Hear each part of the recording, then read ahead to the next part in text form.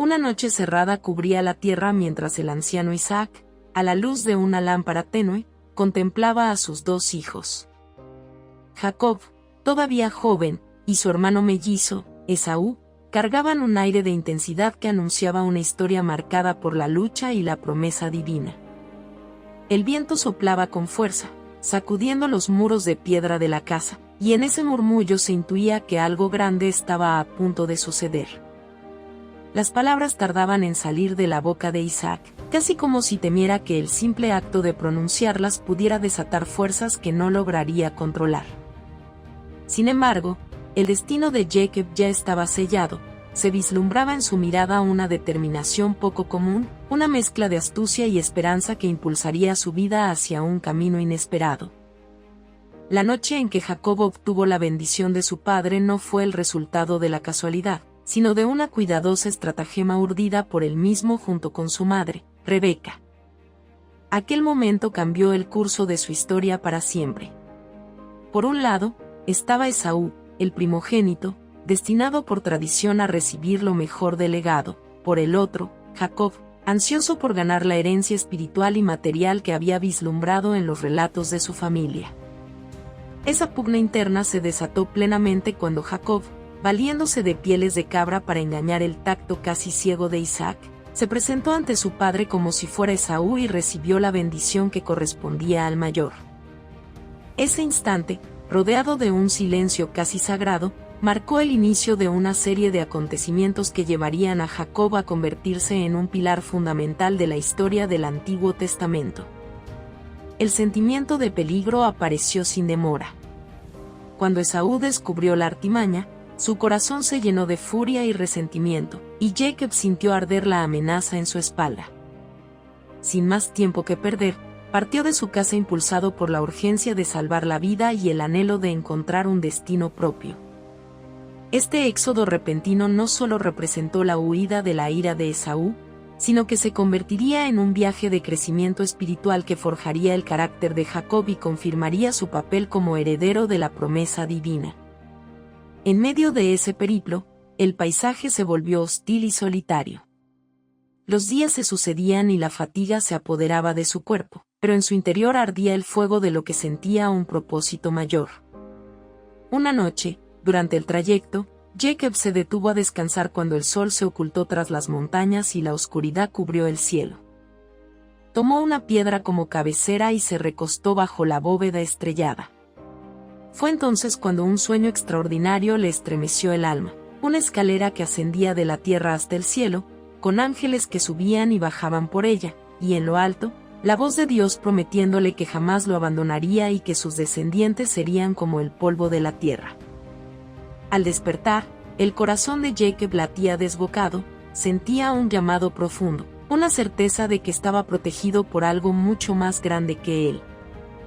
En ese lugar, al que bautizó como Betel, Jacob elevó una oración y sintió que sus pasos no estaban solos.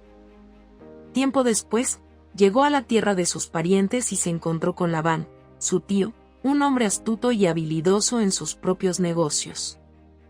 Allí, Jacob se enamoró de Raquel, la hija menor, y estuvo dispuesto a trabajar 7 años para obtener su mano.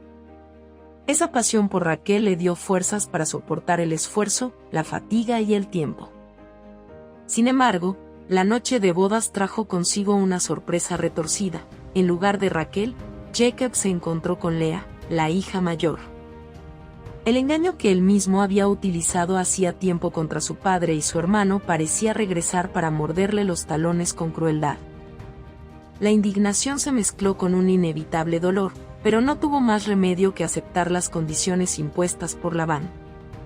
Fue así como, tras acordar 7 años adicionales de trabajo, logró también casarse con Raquel, el gran amor de su vida.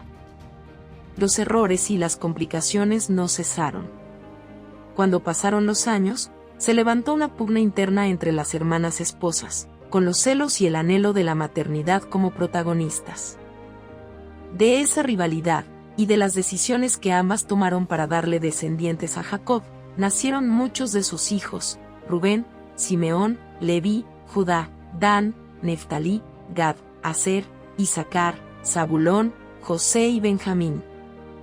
Aquellos hijos formarían, con el paso del tiempo, las 12 tribus del pueblo de Israel, cumpliendo la promesa que Dios había anunciado tiempo atrás.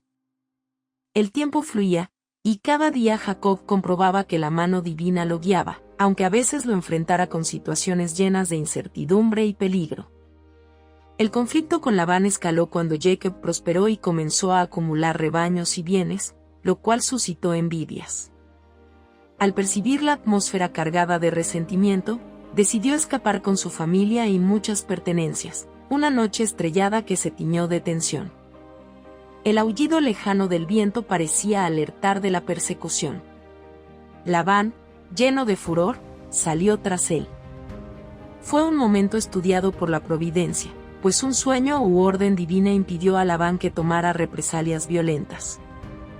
Tras un encuentro tenso, alcanzaron un acuerdo de paz, y Jacob avanzó con paso firme hacia su siguiente reto, encontrarse con Esaú, a quien había burlado décadas atrás, sabiendo que ese encuentro podía significar su destrucción o una reconciliación imposible de prever. La noche antes de enfrentar a su hermano, Jacob se encontró solo a la orilla de un arroyo.